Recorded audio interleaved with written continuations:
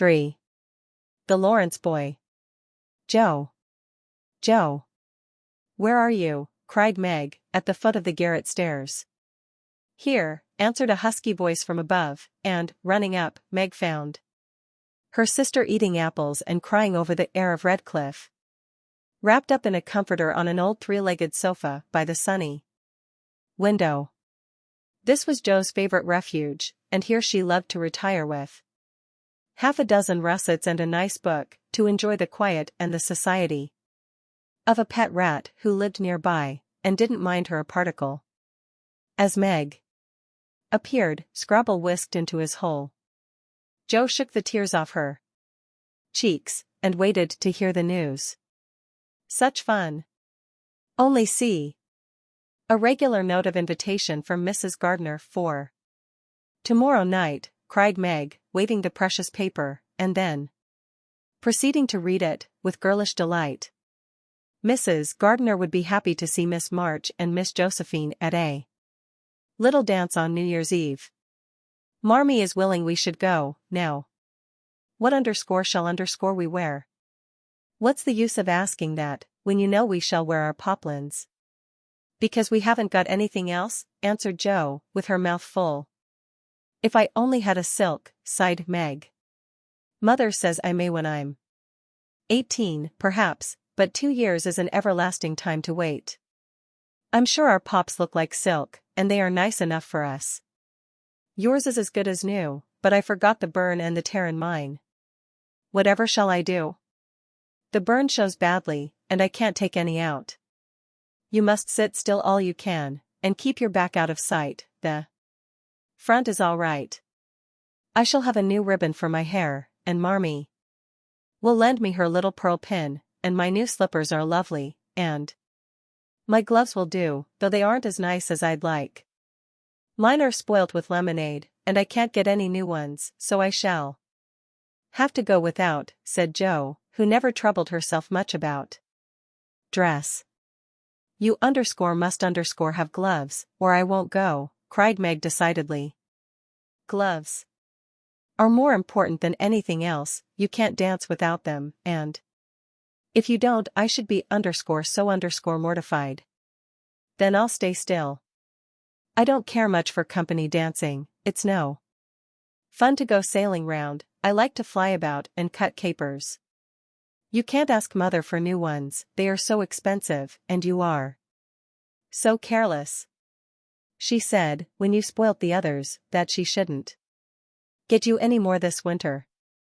Can't you make them do? Asked Meg anxiously. I can hold them crumpled up in my hand, so no one will know how stained they are, that's all I can do. No. I'll tell you how we can manage each. Wear one good one and carry a bad one, don't you see? Your hands are bigger than mine, and you will stretch my glove. Dreadfully, began Meg, whose gloves were a tender point with her. Then I'll go without. I don't care what people say, cried Joe, taking up her book. You may have it, you may. Only don't stain it, and do behave nicely. Don't put your hands behind you, or stare, or say, Christopher Columbus, will you?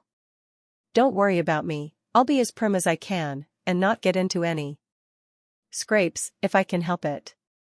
Now go and answer your note, and let me finish this splendid story. So Meg went away to accept with thanks, look over her dress, and sing blithely as she did up her one real lace frill, while Joe finished her story, her 4 apples, and had a game of romps with Scrabble. On New Year's Eve the parlor was deserted, for the 2 younger girls played dressing maids, and the 2 elder were absorbed in the all-important business of getting ready for the party. Simple as the toilets were, there was a great deal of running up and down, laughing and talking, and at one time a strong smell of burnt hair pervaded the house. Meg wanted a few curls about her face, and Joe undertook to pinch the papered locks with a pair of hot tongs. Illustration: Joe undertook to pinch the papered locks. Ought they to smoke like that? Asked Beth, from her perch on the bed. It's the dampness drying, replied Joe. What a queer smell. It's like burnt feathers, observed Amy, smoothing her own pretty curls with a superior air. There, now I'll take off the papers, and you'll see a cloud of little ringlets, said Jo, putting down the tongs. She did take off the papers, but no cloud of ringlets appeared, for the hair came with the papers, and the horrified hairdresser laid a row of little scorched bundles on the bureau, before her victim. Oh, oh, oh. What have you done? I'm spoilt. I can't go. My hair, oh. My hair, wailed Meg, looking with despair at the uneven frizzle on her forehead. Just my luck. You shouldn't have asked me to do it, I always spoil everything. I'm so sorry, but the tongs were too hot, and so I've made a mess, groaned poor Jo, regarding the black pancakes with tears of regret. It isn't spoilt, just frizzle it, and tie your ribbon so the ends come on your forehead a bit, and it will look like the last fashion. I've seen many girls do it so, said Amy consolingly. Serves me right for trying to be fine. I wish I'd let my hair alone, cried Meg petulantly. So do I, it was so smooth and pretty. But it will soon grow out again, said Beth, coming to kiss and comfort the shorn sheep. After various lesser mishaps, Meg was finished at last, and by the united exertions of the family Jo's hair was got up and her dress on. They looked very well in their simple suits, Meg in silvery drab, with a blue velvet snood, lace frills, and the pearl pin, Jo in maroon, with a stiff, gentlemanly linen collar, and a white chrysanthemum or two for her only ornament. Each put on one nice light glove, and carried one soiled one, and all pronounced the effect quite easy and fine. Meg's high-heeled slippers were very tight, and hurt her, though she would not own it, and Jo's 19 hairpins all seemed stuck straight into her head, which was not exactly comfortable, but, dear me, let us be elegant or die. Have a good time, dearies, said Mrs. March, as the sisters went daintily down the walk. Don't eat much supper, and come away at 11. When I send Hannah for you. As the gate clashed behind them, a voice cried from a window. Girls, girls. _have you both got nice pocket handkerchiefs? Yes, yes, spandy nice, and Meg has cologne on hers, cried Jo, adding with a laugh as they went on, I do believe Marmee would ask that if we were all running away from an earthquake. It is one of her aristocratic tastes, and quite proper, for a real lady is always known by neat boots, gloves, and handkerchief, replied Meg, who had a good many little aristocratic tastes of her own. Now don't forget to keep the bad breath out of sight, Jo. Is my sash right? And does my hair look very bad, said Meg, as she turned from the glass in Mrs. Gardner's dressing room, after a prolonged prink. I know I shall forget.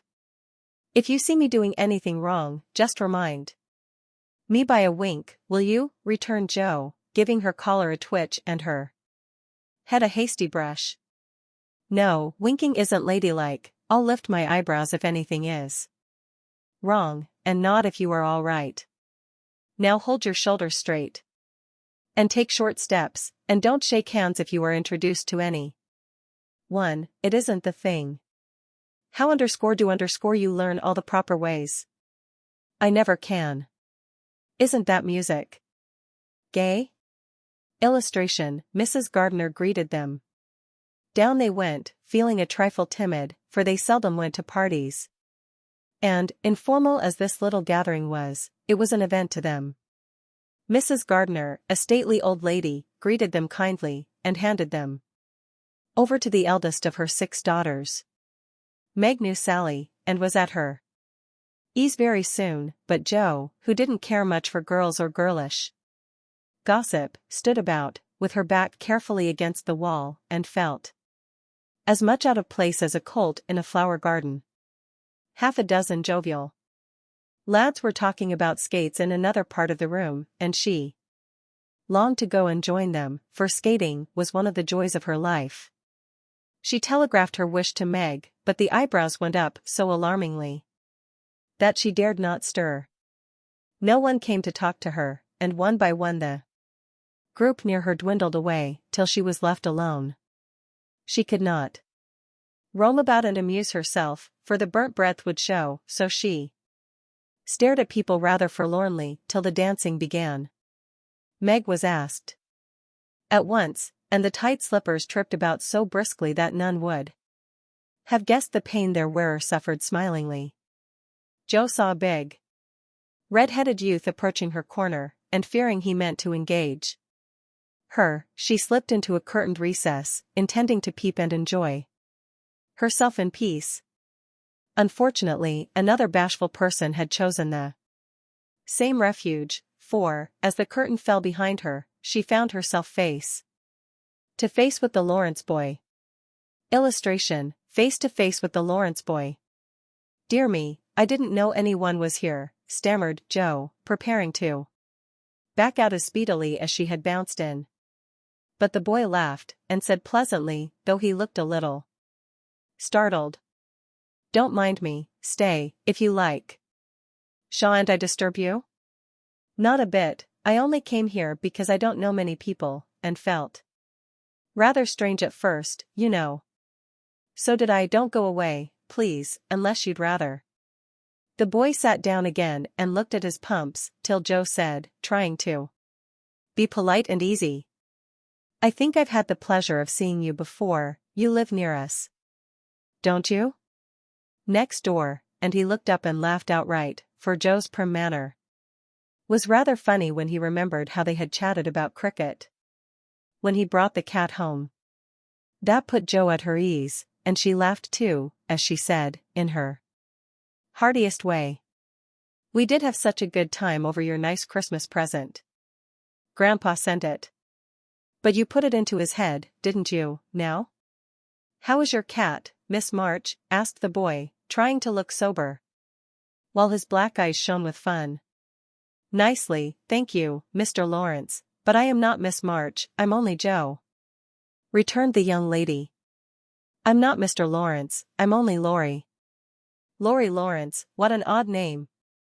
"My first name is Theodore, but I don't like it, for the fellows called me Dora, so I made them say Laurie instead. I hate my name, too so sentimental. I wish everyone would say Joe instead of Josephine." "How did you make the boys stop calling you Dora?" "I thrashed them." "I can't thrash Aunt March, so I suppose I shall have to bear it," and Joe resigned herself with a sigh. "Don't you like to dance, Miss Joe?" asked Laurie, looking as if he thought the name suited her.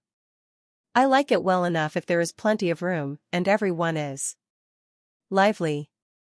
In a place like this I'm sure to upset something, tread on people's toes, or do something dreadful, so I keep out of mischief, and let Meg sail about."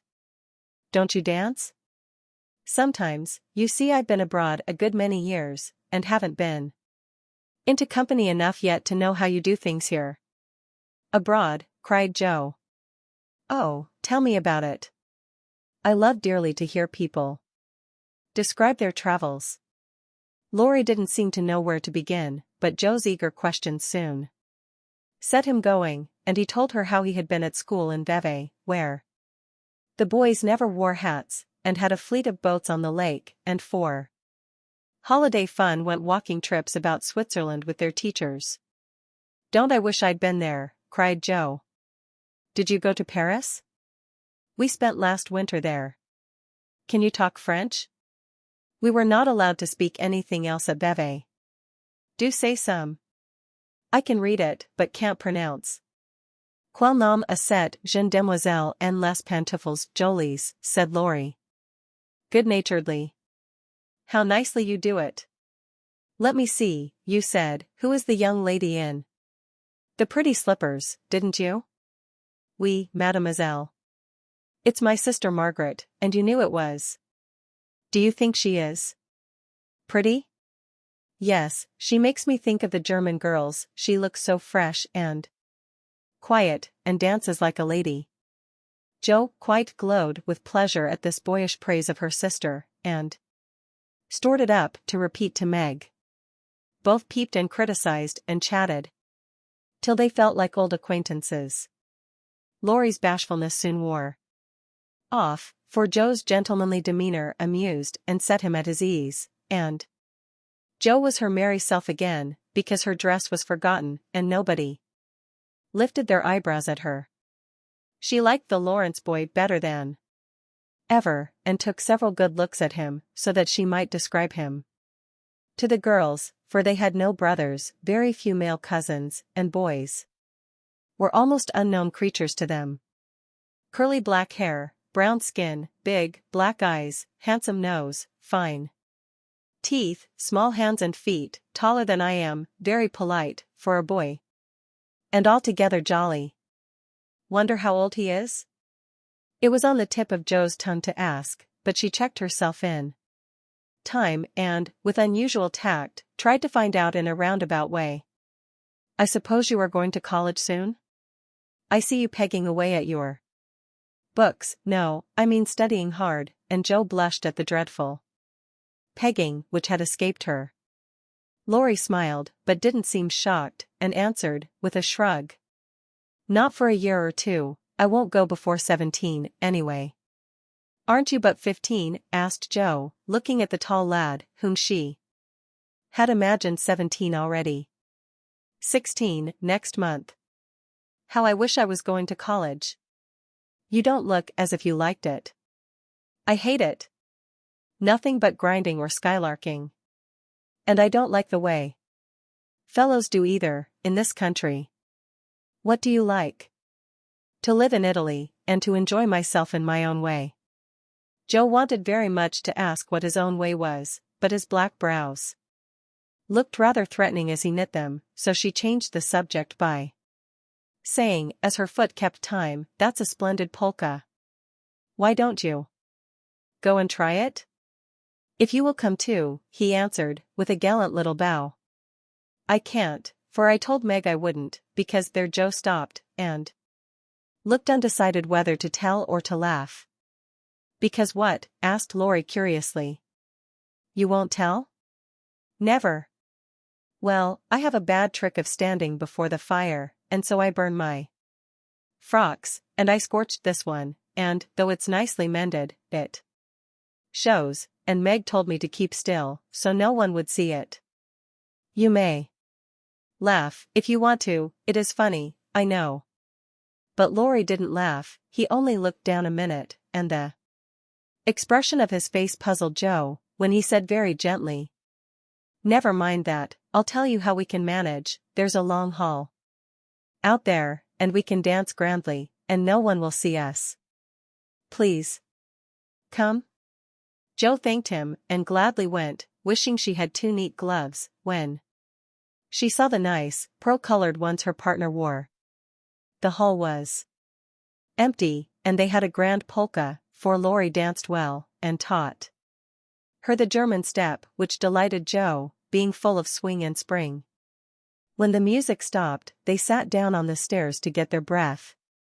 And Laurie was in the midst of an account of a students' festival at Heidelberg, when Meg appeared in search of her sister. She beckoned, and Joe reluctantly followed her into a side room, where she found her on a sofa, holding her foot, and looking pale. Illustration, they sat down on the stairs. I've sprained my ankle. That stupid high heel turned, and gave me a sad wrench. It aches so, I can hardly stand, and I don't know how I'm ever going to get home, she said, rocking to and fro in pain. I knew you'd hurt your feet with those silly shoes. I'm sorry. But I don't see what you can do, except get a carriage, or stay here all night, answered Joe, softly rubbing the poor ankle as she spoke. I can't have a carriage, without its costing ever so much. I dare say I can't get one at all, for most people come in their own, and it's a long way to the stable, and no one to send. I'll go. no, indeed. It's past 9, and dark as Egypt. I can't stop here, for the house is full. Sally has some girls staying with her. I'll rest till Hannah comes, and then do the best I can. I'll ask Laurie, he will go, said Jo, looking relieved as the idea occurred to her. Mercy, no. Don't ask or tell anyone. Get me my rubbers, and put these slippers with our things. I can't dance any more, but as soon as supper is over, watch for Hannah, and tell me the minute she comes. They are going out to supper now. I'll stay with you, I'd rather. No, dear, run along, and bring me some coffee. I'm so tired, I can't stir. So Meg reclined, with rubbers well hidden, and Jo went blundering away to the dining room, which she found after going into a china closet, and opening the door of a room where old Mr. Gardiner was taking a little private refreshment. Making a dart at the table, she secured the coffee, which she immediately spilt, thereby making the front of her dress as bad as the back. Oh, dear, what a blunderbuss I am, exclaimed Jo, finishing Meg's glove by scrubbing her gown with it. Can I help you? Said a friendly voice, and there was Laurie, with a full cup in one hand and a plate of ice in the other. I was trying to get something for Meg, who was very tired, and someone shook me, and here I am in a nice state, answered Jo, glancing dismally from the stained skirt to the coffee-colored glove. Too bad. I was looking for someone to give this to. May I take it to your sister? Oh, thank you. I'll show you where she is.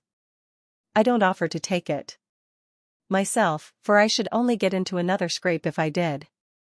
Jo led the way, and, as if used to waiting on ladies, Laurie drew up a little table, brought a second installment of coffee and ice for Jo, and was so obliging that even particular Meg pronounced him a nice boy. They had a merry time over the bonbons and mottos, and were in the midst of a quiet game of buzz with 2 or 3 other young people who had strayed in when Hannah appeared. Meg forgot her foot and rose so quickly that she was forced to catch hold of Jo, with an exclamation of pain. Hush! Don't say anything, she whispered, adding aloud, it's nothing. I turned my foot a little, that's all, and limped upstairs to put her things on. Hannah scolded, Meg cried, and Jo was at her wits' end, till she decided to take things into her own hands. Slipping out, she ran down, and, finding a servant, asked if he could get her a carriage.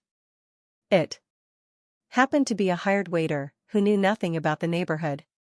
And Jo was looking round for help, when Laurie, who had heard what she said, came up, and offered his grandfather's carriage, which had just come for him, he said.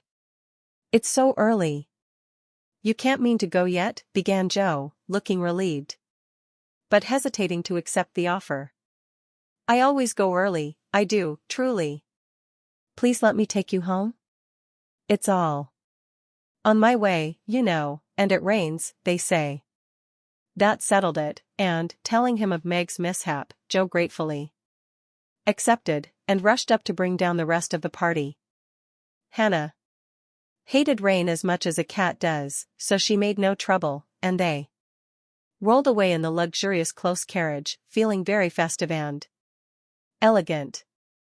Laurie went on the box, so Meg could keep her foot up, and the girls talked over their party in freedom. I had a capital time. Did you? Asked Jo, rumpling up her hair, and making herself comfortable. Yes, till I hurt myself. Sally's friend, Annie Moffat, took a fancy to me, and asked me to come and spend a week with her, when Sally does. She is going in the spring, when the opera comes, and it will be perfectly splendid if Mother only lets me go, answered Meg, cheering up at the thought. I saw you dancing with the red-headed man I ran away from. Was he nice? Oh, very. His hair is auburn, not red, and he was very polite, and I had a delicious redowa with him.